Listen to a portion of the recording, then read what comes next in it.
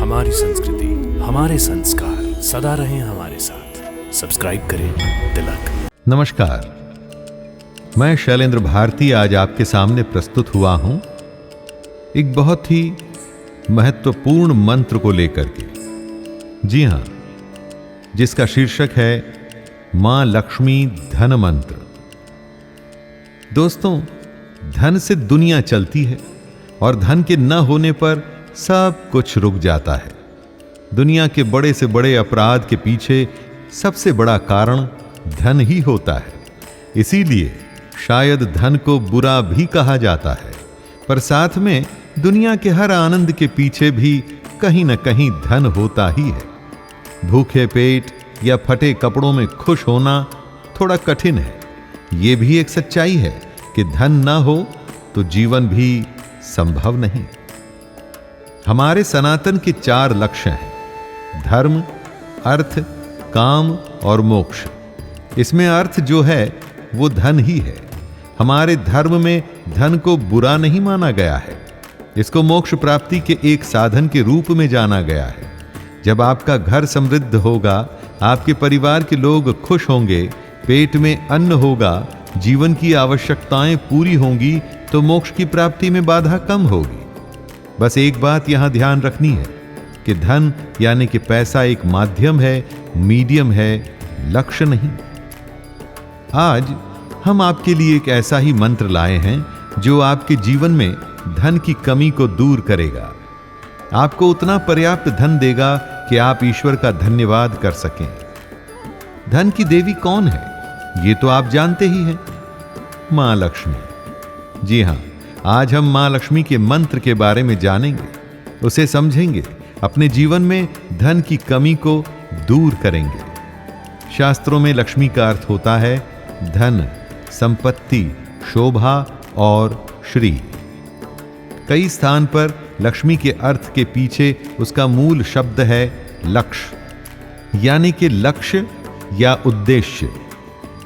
आज का हमारा लक्ष्मी मंत्र आपके उद्देश्य को ही पूरा करेगा। समृद्धि की अधिष्ठात्री देवी हैं माता लक्ष्मी।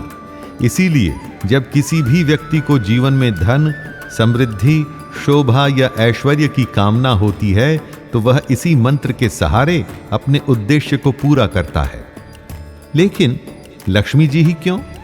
समृद्धि के लिए कोई और देवी या देवता क्यों नहीं? इसके लिए आपको पुराणों में कही गई एक कथा को जानना होगा। कथा तब की है जब एक बार ऋषि दुर्वासा और इंद्र की भेंट हुई थी। बड़े आदर के साथ दुर्वासा ने फूलों की एक माला इंद्र को दी।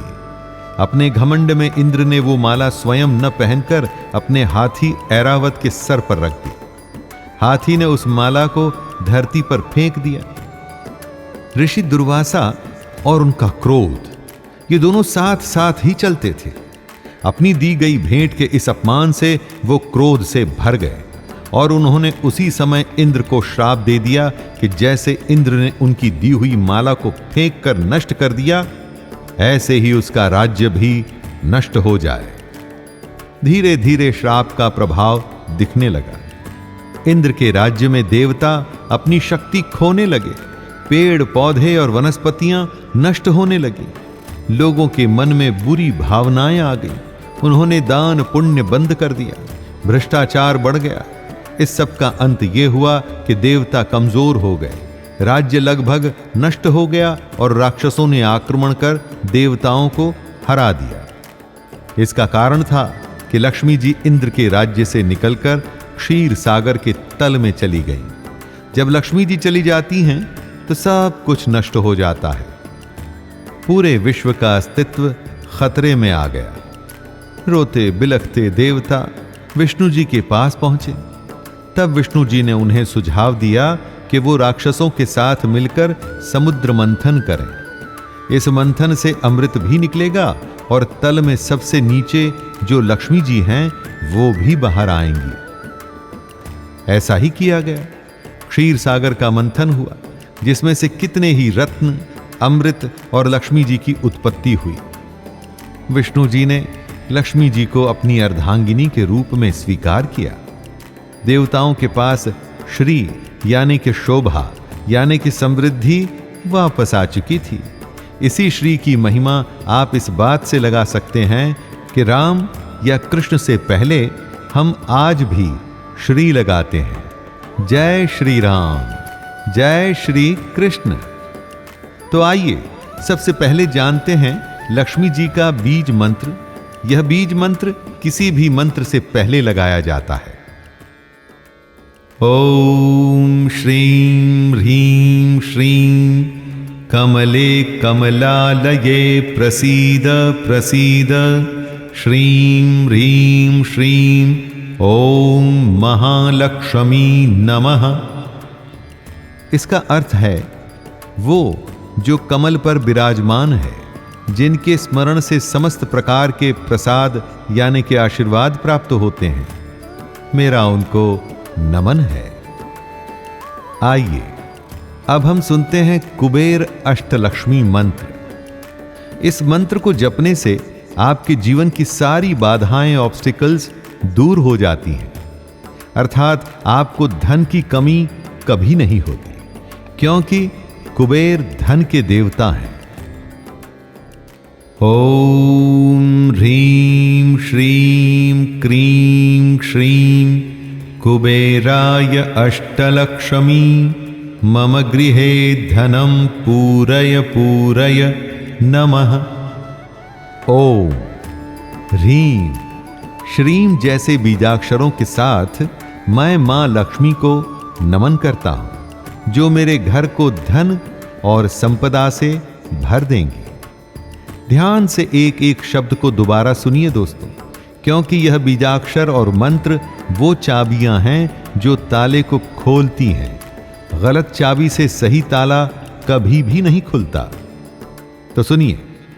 ओम ह्रीं श्रीं क्रीं श्रीं कुबेराय अष्टलक्ष्मी मम गृहे धनं पूरय पूरय नमः। अपने पूरे घर को अच्छे से साफ करके मां लक्ष्मी की मूर्ति या उनके चित्र के सामने बैठें। मां लक्ष्मी जी को स्वच्छता बहुत पसंद है। जहां अशुद्धता या गंदगी होती है वहां मां लक्ष्मी कभी नहीं आती। एक साफ कपड़ा बिछा मां लक्ष्मी के सामने बैठ उनके सामने कमल के फूल या पंखुड़ियां चढ़ाइए। अपने हाथ में कमलगट्टा या स्फटिक की माला लें। सबसे पहले मां लक्ष्मी का बीज मंत्र सही उच्चारण के साथ बोलिए। ओम श्रीं ह्रीं श्रीं कमले कमलालये प्रसीद प्रसीद श्रीं ह्रीं श्रीं ओम महालक्ष्मी नमः।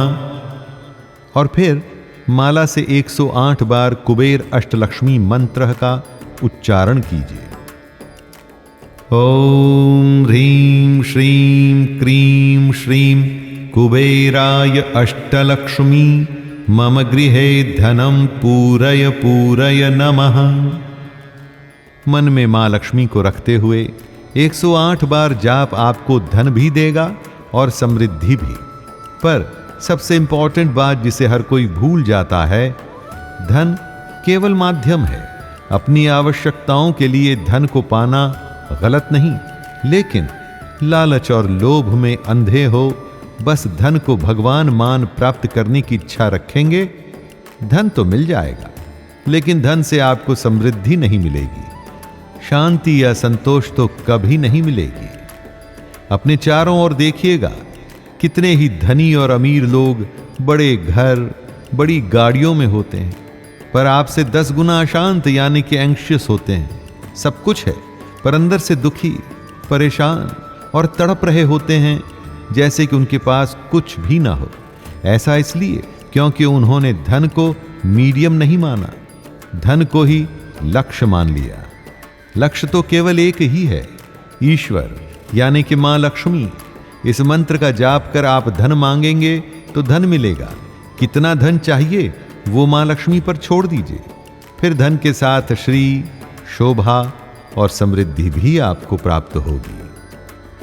तो इसी के साथ अपने मित्र शैलेंद्र भारती को आज्ञा दीजिए। जय मां लक्ष्मी।